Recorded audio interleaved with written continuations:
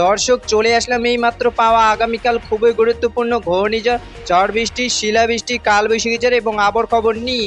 দর্শক আজকে ভিডিওতে জানিয়ে দেবো আগামীকাল 24 ঘন্টায় কেমন থাকার সম্ভাবনা রয়েছে বাংলাদেশে 8টি বিভাগের 64 জেলা আবহাওয়া পরিস্থিতি, এবং আরও জানিয়ে দেবো পশ্চিমবঙ্গে কোথাও কোনো বৃষ্টিপাতের সম্ভাবনা আছে কি না।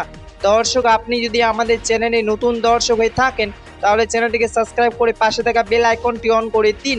তো চলুন এবার জেনে নিই এক নজরে। দর্শক ইতিমধ্যে গত 24 ঘন্টায় আবহবিদ বাংলাদেশের সর্বনিম্ন তাপমাত্রা রেকর্ড করেছেন সিলেট বিভাগে 32 থেকে 33 ডিগ্রি সেলসিয়াস, এবং পশ্চিমবঙ্গে আবহাওয়া সর্বনিম্ন তাপমাত্রা রেকর্ড করেছেন মালদায় 33 থেকে 34 ডিগ্রি সেলসিয়াস।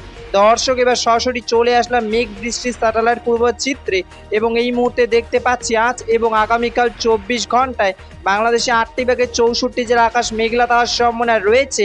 আপাতত 24 ঘন্টা বাংলাদেশে পাবনা, সিরাজগঞ্জ, বগুড়া, নাটোর, চাঁপাইনবাবগঞ্জ, রাজবাড়ী, ফরিদপুর, গোপালগঞ্জ, মাদারীপুর, সৈয়দপুর, পুঠিয়া, চুয়াডাঙ্গা, ঝিনাইদহ, মৌগুড়া, নড়াইল, খুলনা, বাগেরহাট, সাতক্ষীরা, বরিশাল ও ঝালকাঠি বৃষ্টি পড়ার সম্ভাবনা রয়েছে। এবং পশ্চিমবঙ্গের নদিয়া, হুগলি, হাওড়া, কলকাতা, উত্তর 24 পরগনা, দক্ষিণ 24 পরগনা, পূর্ব মেদিনীপুর, পশ্চিম মেদিনীপুর, বাঁকুড়া ও পুরুলিয়া বৃষ্টি পড়ার সম্ভাবনা রয়েছে। 4 জুলাই 2026 শনিবারে আবহাওয়ার খবর দেখা হবে।